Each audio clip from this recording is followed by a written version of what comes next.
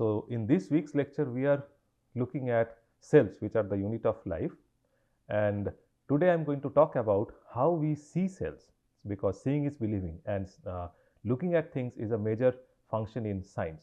So, we are going to look at how we see cells and how we visualize these cells using different microscopic techniques. So, I have already shown you this image where this is a bacterial cell and this is a eukaryotic cell, right. And these are all cartoon diagrams where we draw DNA like this, we draw all the intracellular organelles like this, but I have also shown you these real images which are taken by different means of microscopic techniques. So, the images that you see up here are taken by transmission electron microscopy. So, today I am going to discuss all these microscopic techniques which has enabled us to see inside these structures in great details and understand a lot about these cell structures. I will discuss all these in details in the next slides. So, the important thing that I am going to talk about first is something called resolving power of various microscopes. So, what do I mean by resolving power? Let us say inside a cell we are looking at something, maybe two proteins, maybe two different organelles, right. If they are separate like this, we can clearly see them as two distinct dots, right. If they are close, then you can still make it. So, this will be at the limit of resolving power, means that we can still tell that these two are two separate entities, but if they are closer, then we cannot tell them apart.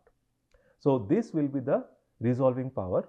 The distance between these two will be the resolving power of that particular technique, and that resolving power depends on the particular technique. And it turns out that the smallest size that can be probed by a technique depends on the wavelength of the radiation.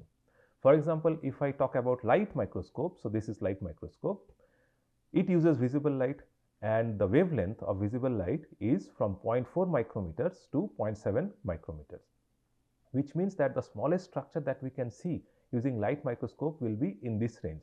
So, it turns out that it is around 0.2 micrometer, that is the smallest size you can see.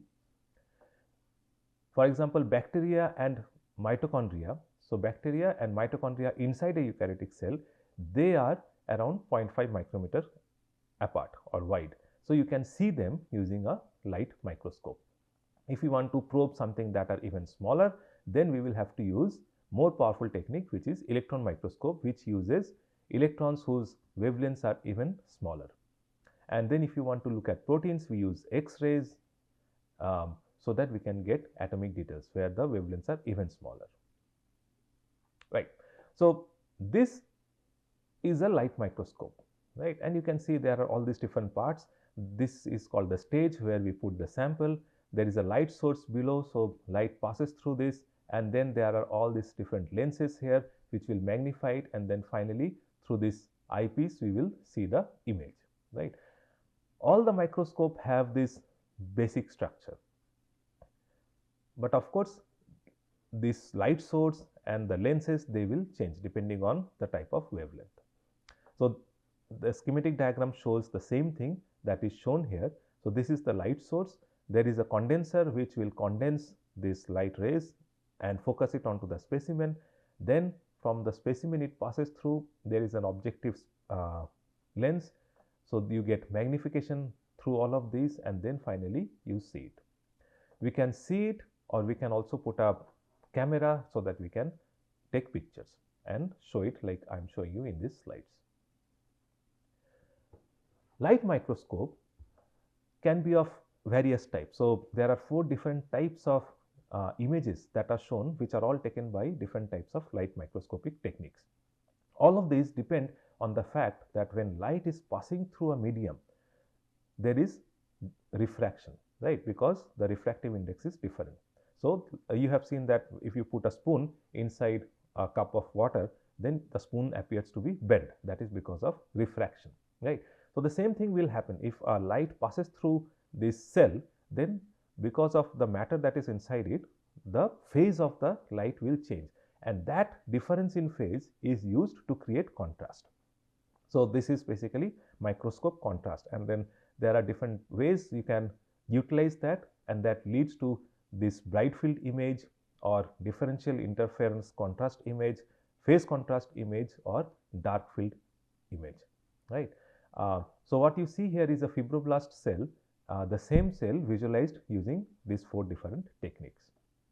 Another very common technique is to use certain dyes. So, and that is called staining. So, we can use these different dyes to stain different components of a cell and then see it under light microscope. For example, you can see, so what you see here is the urine collecting ducts in kidney. So, all these cells you can sort of see from the outline, the cells are there. The nuclei is stained red, and that is stained using hematoxylin. So,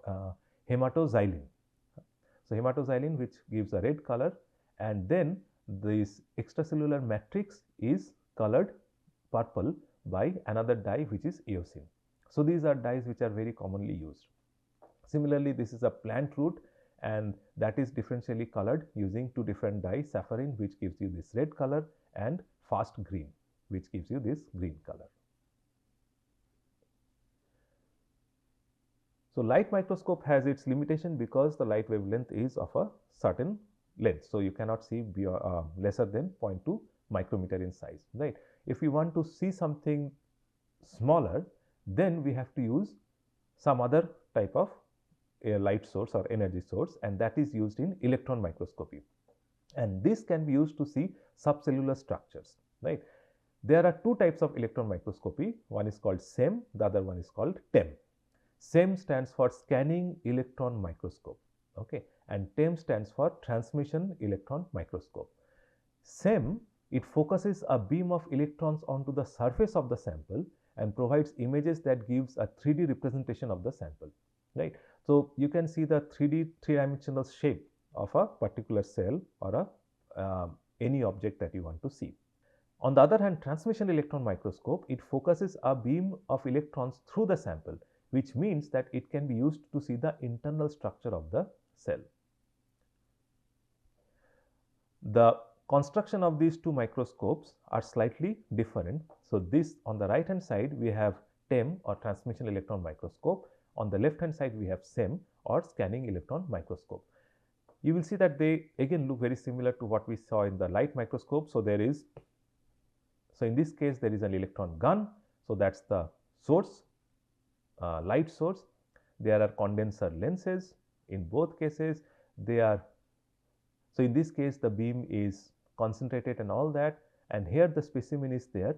So, in this case what is done is the specimen is coated with very thin metal layer, right, and that will scatter the electron beam, and that scattered electron beam is detected. So, you can move this detector around and you can construct a 3-dimensional image of your specimen. In this case, the beams pass through your specimen, right, and then you can collect image in a digital camera, okay, or some viewing screen. So, these type of techniques require a lot of sample preparation. So, here I say that you have to coat your sample with some with a thin layer of metal, so that you can scatter the electrons from this specimen.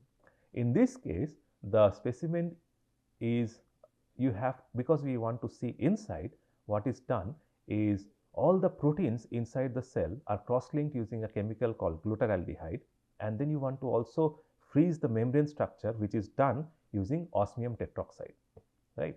And then using certain polymers, polymeric resins, it is sort of frozen into a particular space, right, so that things do not move, and then very thin slices are made because the penetration power of these electrons is not very high.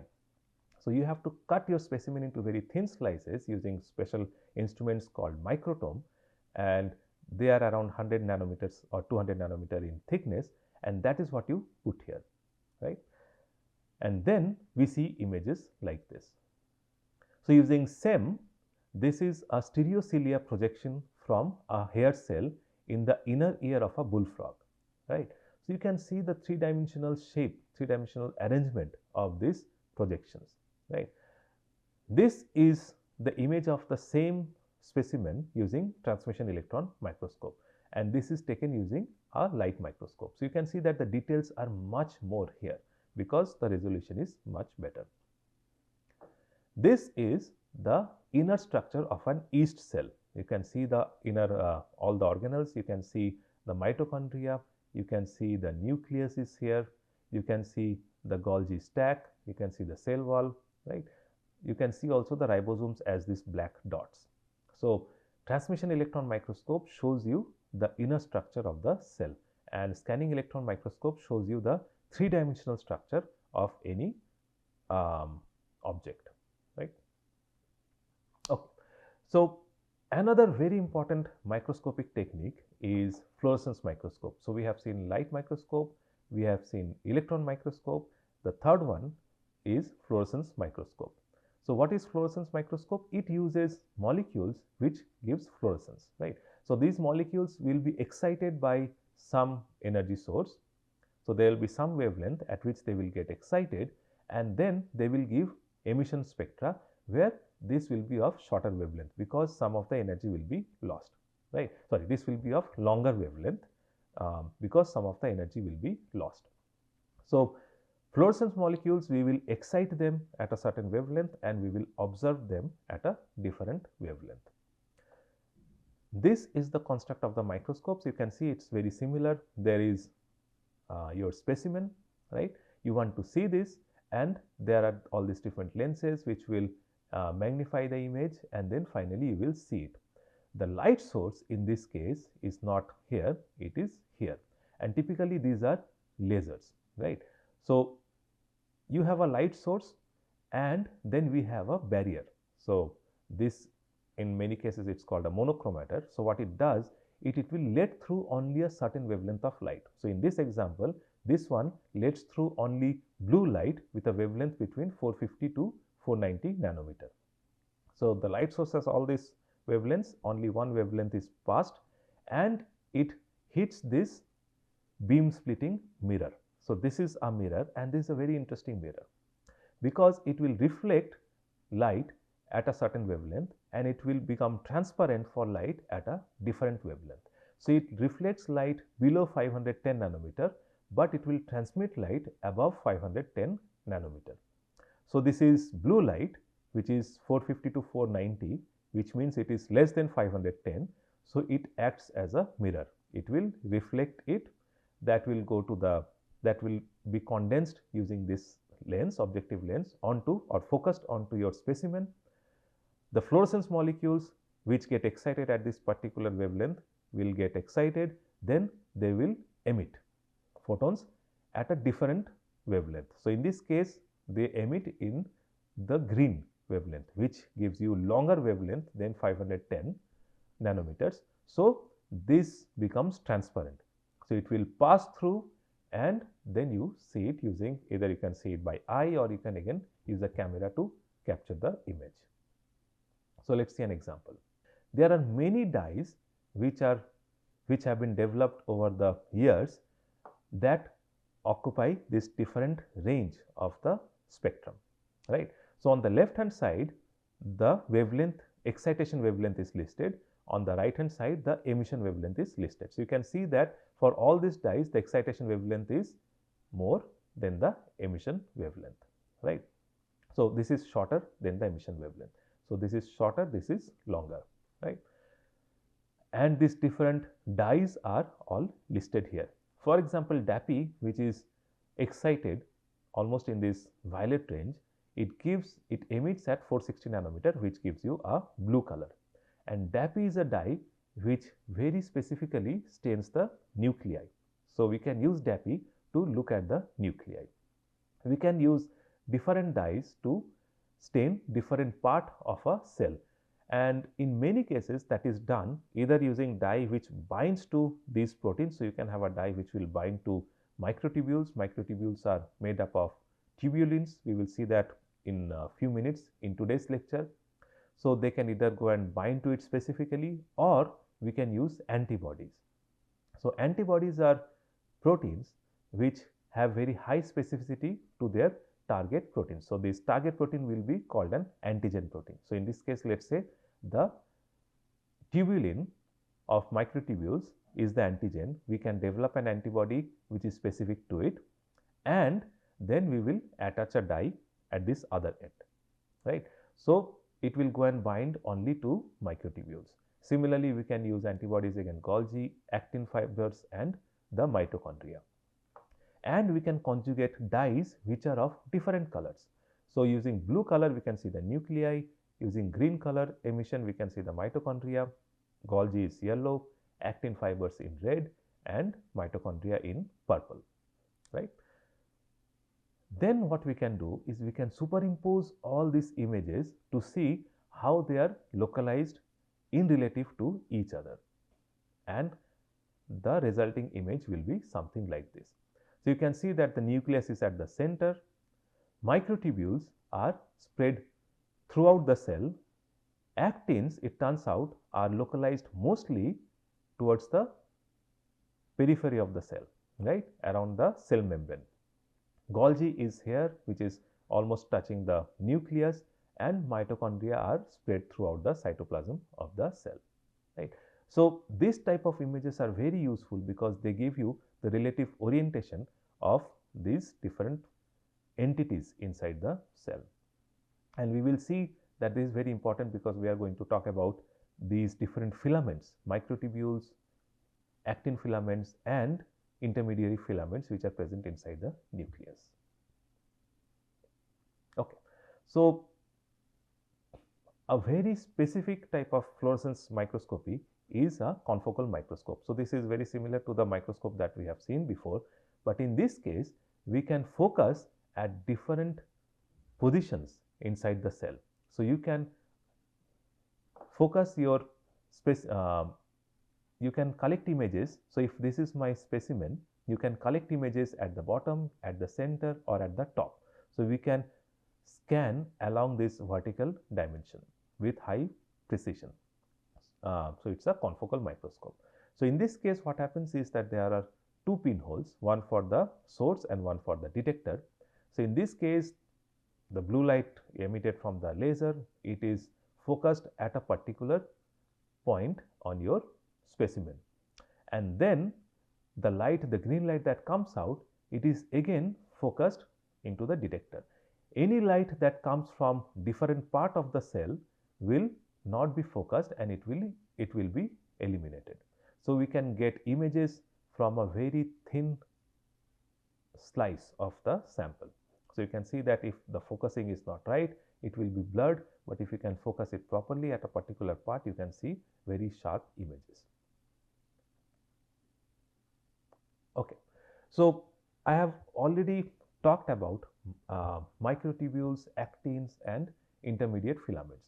So, these are called cytoskeleton, just like our skeleton. So, we have a skeleton that supports our body structure, right. So, we have these bones. Similarly, cells they need particular skeleton to have a particular shape and size. So, cytoskeleton they help maintain the correct shape and proper internal structures of cell.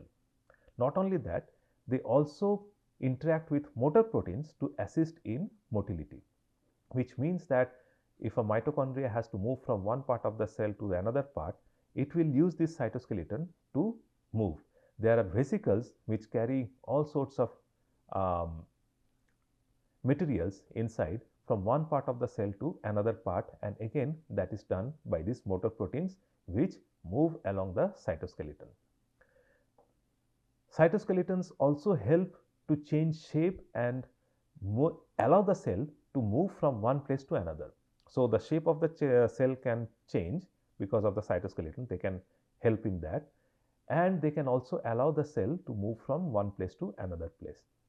And in the next lecture, we will see that during mitosis, cytoskeletons, more specifically microtubules, they pull the chromosomes apart and help in cell division. So, we will see how these cytoskeleton proteins such as microtubule and actin actively participate in cell division. So, there are three types of cytoskeleton or protein fibers. The first one is called microfilament. These are also called actin filaments. They determine the cell shape and drive whole cell locomotion. So, the cell can move from one position to another position, maybe to find food, right. So, that cell locomotion is driven by actin filaments. Microtubules, they determine positions of cellular organelles and intracellular transport. So we will see that intracellular transport, so moving of vesicles and other things from one end of the cell to another end of the cell, is driven by microtubules. These two filaments also play important roles during cell division, which we will see in the next lecture. Intermediate filaments, they provide mechanical strength to the whole cell structure. These are the three filaments: microfilaments, microtubules and intermediate filaments. Interestingly, all these three filaments are polymers made up of proteins. So we have seen that proteins are themselves polymers which are made up of amino acids, right? In this case, these filaments are made up of polymers where the subunit is, or the monomer is, a protein itself. So actin or microfilaments are made up of proteins which are called actins. Microtubules are made up of two types of proteins. They are called tubulins, alpha and beta tubulins. So these two tubulins form a dimer which are shown in two different colors, light green and red green, and they form a hollow cylinder like structure. So in case of actin filament, these proteins form two fibers which are intertwined. In this case, we have much bigger structure, so it forms a hollow cylindrical like structure.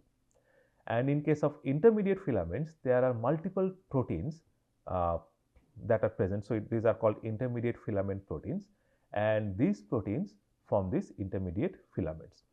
And you can see the dimension. Actin filaments, these are the narrowest one, 7 to 9 nanometer in diameter. Intermediate filaments are around 10 nanometers in diameter, and microtubules are the thickest, and these are 25 nanometers in diameter. And these filaments are present in different parts of the cell. So this is a cell. You will see that actin filament is mostly present along the cell membrane, right? On the other hand, microtubules are more inside the cell, and they originate from a particular structure called centrioles. We will see that in more details in next lecture, and they sort of radiate out from that structure.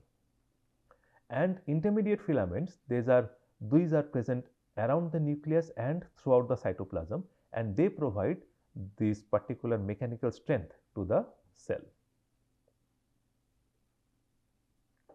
So let's look at actin filaments. This is an electron microscope image of actin filaments, and you can see that these are the monomers. So actin filament monomers are classified into two types. One is called a globular monomer, or it's called G-actin. So actin exists as a globular monomeric protein called G-actin, and when it forms this filament, it is called the filamentous polymer, or F-actin, which forms this linear chain of G-actin. Now remember that these monomers are not covalently connected, unlike a protein. So in protein, the monomers are covalently connected. The monomers or the amino acids are covalently connected with each other, but in this case, these monomers are not covalently connected with each other, which means that they can assemble and disassemble much faster. Okay. In filaments, the subunits are organized as a tightly wound helix. All subunits in an actin filament point towards the same end of the filament. Consequently, the filament exhibits polarity, that is, one end differs from the other end. So you can see that one end is labeled as a negative end and the other end is labeled as a positive end. The way we can differentiate these two ends is by seeing how fast the actin polymer grows. So it grows faster at the positive end compared to the negative end. So from the rate of growth, we can tell this is the negative end and this is the positive end. So the formation of the polymer is shown here. Again, this is very different from what we have seen in case of protein or DNA or RNA, where polymers are constructed in a particular sequence.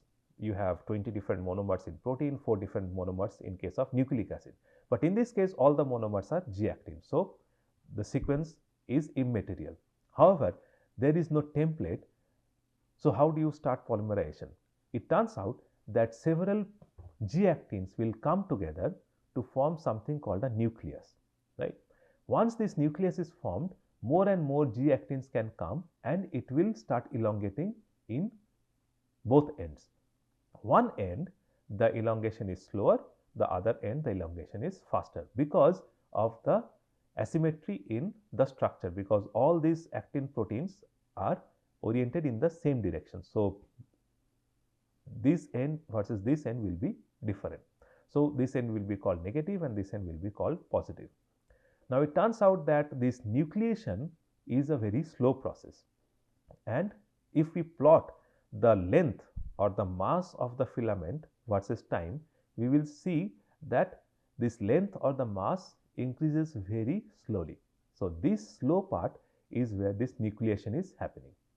Once this nucleation happens, it will start growing rapidly because this is elongation. So, we have the nucleation, now it will grow from both ends. So, the mass is increasing, and then ultimately it will reach a steady state where the rate of addition of actin film monomer and the rate of dissociation of actin monomer becomes equal. So, it will not change in length much. So, it will reach a steady state. If in a solution of G-actin we add a nucleus, then we will see something like this. So, you see that the nucleation phase is absent. It directly goes into the elongation phase and reaches the steady state, right. So, this is something that is very useful for the cell, because this polymerization and depolymerization of actin helps the cell to move, which is called cellular locomotion. So, forces generated in the actin filament rich cortex help move a cell forward. So, what is a cortex? This is a cortex. This is where the polymer of actin is present, and it is just below the cellular membrane. So, the first step is the formation of a protrusion. So, the cell, let us say, detects some food in this direction. So, that will drive the polymerization of the actin filament in this part of the cell. So, actin polymerization at the leading edge of the cell pushes the plasma membrane forward. This is called protrusion and forms new regions of actin cortex, which is shown as red here. So, actin polymerization will happen here and it will form this protrusion, which is the actin cortex. New points of anchorage are made between the bottom of the cell and the surface, which is this yellow part, which is the surface on which the cell is moving, which is the substratum on which the cell is crawling. So, you see that the cell addition is here. Now, new cellular addition is formed here. As the cell will keep on protruding, furthermore such focal contacts will be created, right. So, this allows the cell to attach to this surface and move forward. Now, since the cell is moving in this direction, it has to move out from this direction. So, contraction of the actin filament has to happen in this side, which is the rear of the cell. So, contraction at the rear of the cell is mediated by myosin motor proteins moving along the actin filaments, then draws the body of the cell forward. So, there are motor proteins, we will see them in one of the last slides in today's lecture.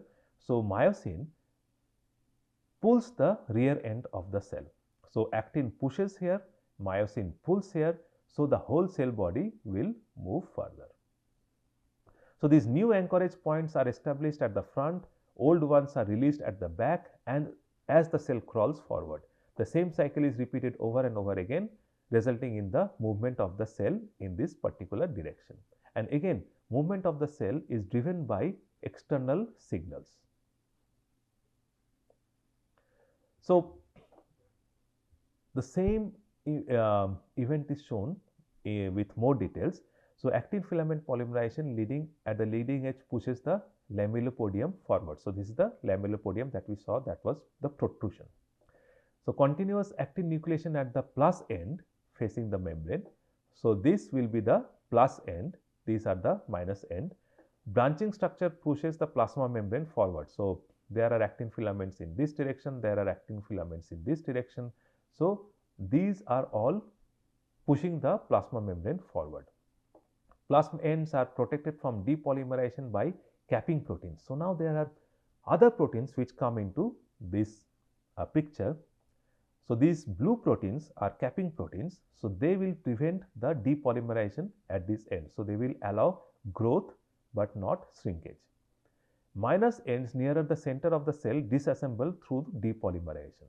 So, these minus ends, you see, they will start depolymerization and these monomers will be added at this end. So, the actin is recycled, the actin monomers are recycled.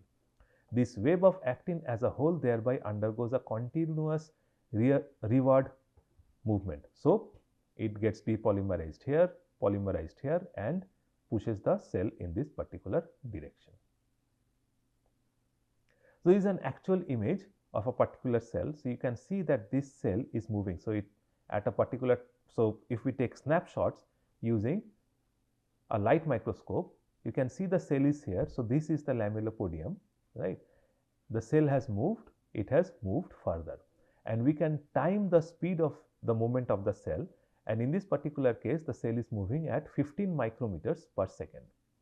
This is the same image of the same cell and this is the schematic which shows the location of the filaments. So, you can see that the actin filaments are here which are driving this motion, green is the microtubule and red are the intermediate filaments.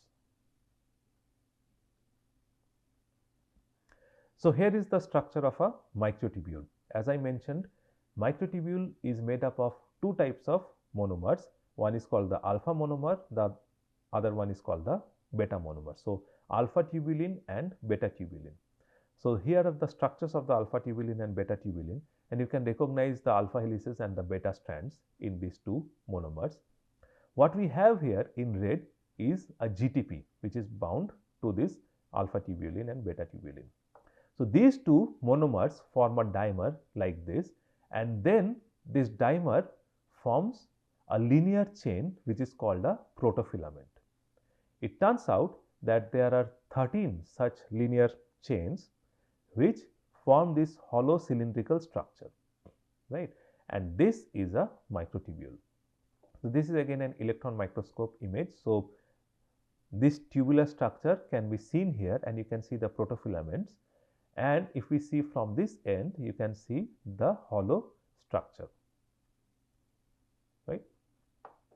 It turns out that GTP, presence of GTP is something that stabilizes the microtubule structure at this end, and later on this GTP gets hydrolyzed to GTP inside for this other part. Now, in this end, if GTP gets hydrolyzed to GTP quickly, then it will result in destabilization of the structure and these monomers will start falling off, or the protofilaments will start peeling off from the tubular structure of the microtubule.